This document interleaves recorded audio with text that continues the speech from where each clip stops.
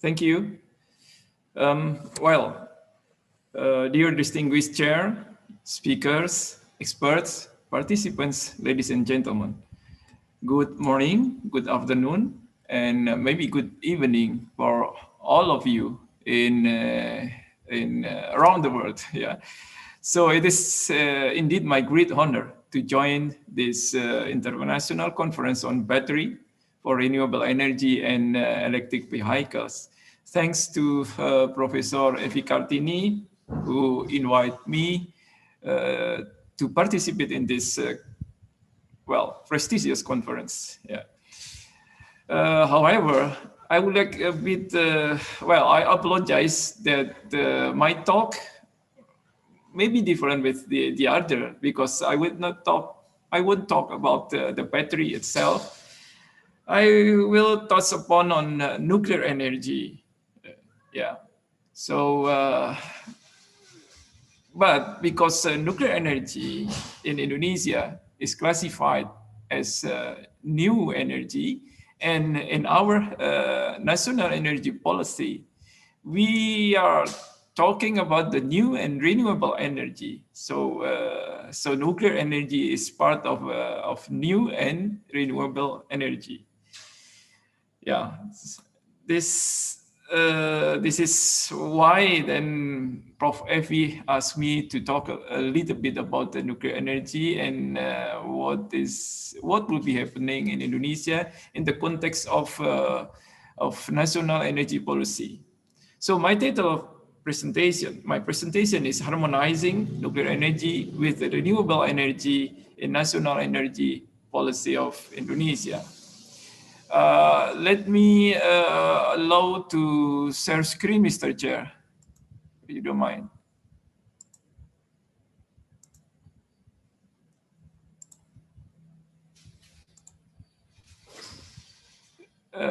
Okay. So my presentation is in your screen already? Yes, yes. Okay. So as I said, my title of my talk is harmonizing nuclear energy with renewable energy in national energy policy of Indonesia. Distinguished ladies and gentlemen, in 2045, Indonesia will celebrate its 100 years of independence. And as stated by our president during his inauguration speech in October 2019, he said that Indonesian vision is that in 2045, would become a developed country and one of the top 5 world economies. To become a developed country, one of the most important infrastructures is, of course, energy, more specifically electricity. And in terms of the energy, the Government Republic of Indonesia has enacted Government Regulation number 79/2014 about national energy policy. This national energy policy is based on what we call energy mix policy. And in this policy, it put the priority to increase the role and contribution of new and renewable energy, while minimizing the oil as energy resources. The figure in the left, you could see that it shows proportion of each primary energy sources in the energy mix in the year 2025 and 2050. And it could be seen that the contribution of coal and gas will be still dominant. However, the percentage of new and renewable energy will increase from 23% in 2025 to about 31% in 2050. It should be noted also that it's defined in the Energy Law 30/27 that nuclear energy belongs to the new energy. With regard to the electricity generation, the capacity of electricity generation from new and renewable energy increases as well, as could be seen from the curve on the right-hand side. It's expected that in year 2050, around 37.8% of electricity generation capacity coming from new and renewable energy, or about 167 gigawatt. Yeah. The increase of new and renewable energy is aimed at the same time to reduce the CO2 gas emission from power plant. It is predicted that with 37.8% of contribution of new and renewable energy, the greenhouse gas emission could be reduced around 51% compared to the business as usual. So now take a look at how new and renewable energy could achieve the target as planned. The table in the slide shows the projected electricity generation from new and renewable energy from the year 2019 to 2050. And you could also see that the major new and renewable energy considered in the National Energy Plan are hydro, and then solar, wind, bioenergy, and geothermal. As shown in the table, the generating capacity from new and renewable energy increased almost tenfold from the year 2020 to 2050. So from about 16 gigawatt to 167 gigawatt in 2050. However, the development of new and renewable energy for generating electricity is not quite easy so far. Until semester 1 of 2020, the total electricity generating capacity from new and renewable energy is only about 10.4 gigawatt, or it only represents 9.15%,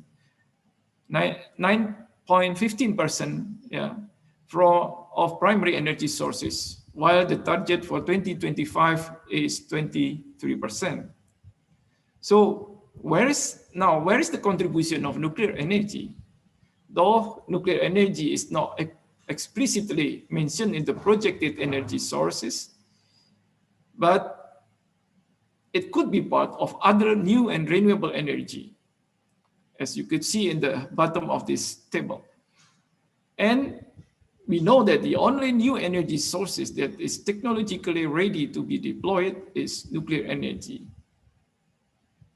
It could be also expected that when the major renewable energy could not achieve the target, and when the target of greenhouse gas emission should be kept, nuclear energy should have highest consideration. On the other hand, as information, a study from the Indonesian Agency for Technology Assessment and Application, or BPPT, on their Outlook Energy 2019 showed that about 2 gigawatt of nuclear power plant could be brought to the electricity system in 2030. Recently, government of Republic of Indonesia decided to strengthen what we call green economy. And along with this decision, in terms of the electricity generation, President has declared not to build new coal-fired plant except the plant that is already in pipeline being constructed and financially fixed. This reflects the commitment of Indonesia to develop the country in sustainable manner while contributing to combat the climate change. Moreover, to implement this policy, Ministry of Energy and Mineral Resources is preparing new electricity procurement plan, or RUPTL. In this new RUPTL, it is set greener RUPTL, because it has a larger share of new and renewable energy sources. Additionally, this greener RUPTL is part of the roadmap of Indonesia to net zero emission of CO2.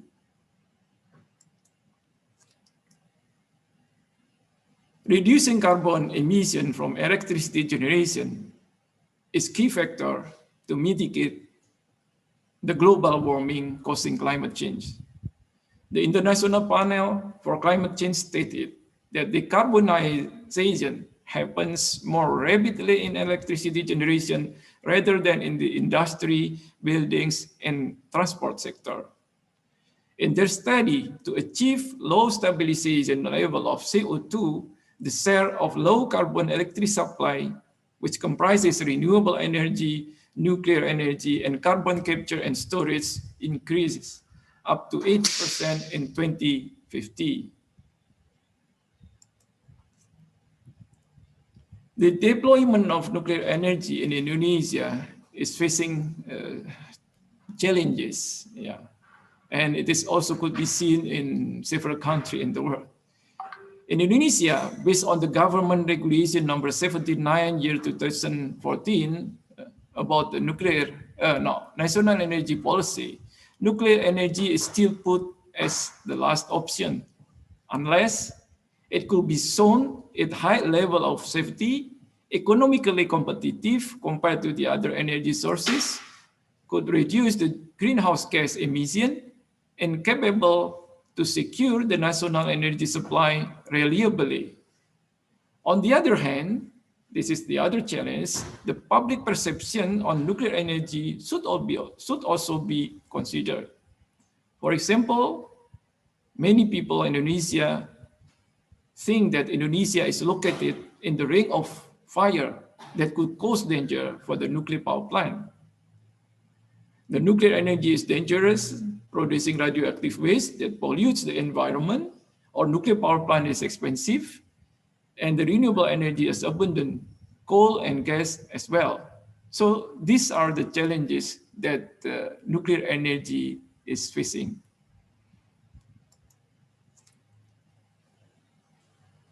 However, we could see that the international nuclear community, nuclear industry aware that to answer the general public concern, especially on the safety and economy, the innovation on nuclear energy technology has to be undertaken. And in this context, the nuclear power plant has been developed from its initial technology known as generation 1 towards the advanced nuclear power plant technology, namely generation 4. There are several basic types of advanced nuclear power plant technology that is now being developed. The advanced design, so-called generation 4, is aimed basically to be high economical, enhanced safety, minimal waste, and proliferation resistant. So this, all of the generation 4 is being designed to cope, to handle with the public concern.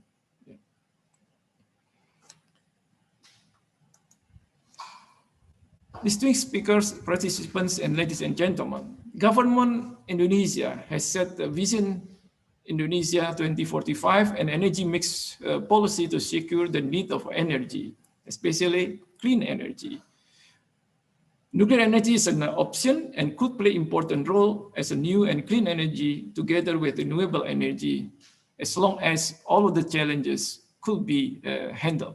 The preparation of and during that, the preparation of the infrastructure should be done and should be continued. With regard to the program and activity in the field of nuclear energy in Indonesia in 2020-2024, government has also put the preparation of nuclear energy deployment in its National Medium-Term Development Plan 2020-2024 or RPGMN 2020-2024. The target is to obtain first the activity that is targeted to obtain a roadmap for nuclear energy development in Indonesia.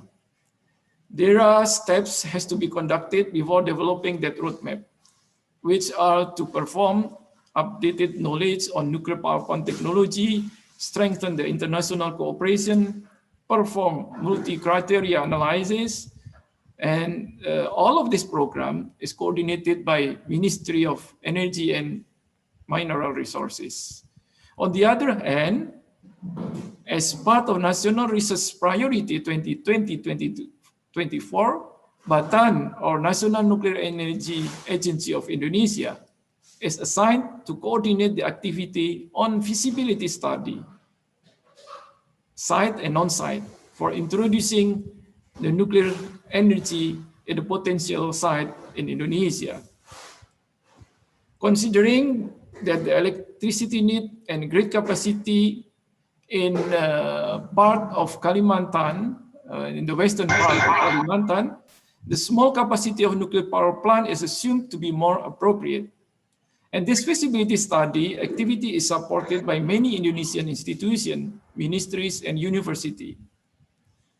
As you know, previously, Batan has completed feasibility study in Jepara and also the island of Bangka. And during this period of 2020-2024, as part of the feasibility study, we also conduct research and development on the advanced nuclear power plant technology, including small modular reactor and generation 4 technology. There are several expectations if a nuclear power plant will be constructed in Indonesia. The nuclear power plant to be deployed in Indonesia has to be technologically proven. And of course, showing the high level of safety and security, better affordability with shorter construction time to reduce the cost, make it more competitive. Besides providing clean, safe, secure, and reliable electricity, it is also expected that the construction of nuclear power plant could create jobs, leveraging national industries to support the supply chains of the plant while enabling the rise of national innovation system. As a summary, I would like to say that to achieve its Vision 2045, Indonesia needs to increase renewable energy sources and electricity generation. And in order to guarantee the sustainable development while mitigating climate change, green energy sources, green and clean energy sources have to be used.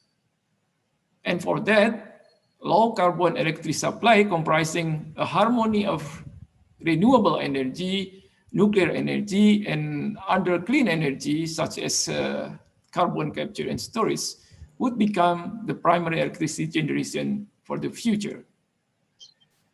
Basically, nuclear energy is not a competitor with renewable energy, but Indonesia, to achieve its vision in 2045, should consider all of possible energy sources. All green energy sources should be considered in energy mix policy for development of Indonesia and Indonesian prosperity. This concludes my talk. Thank you very much.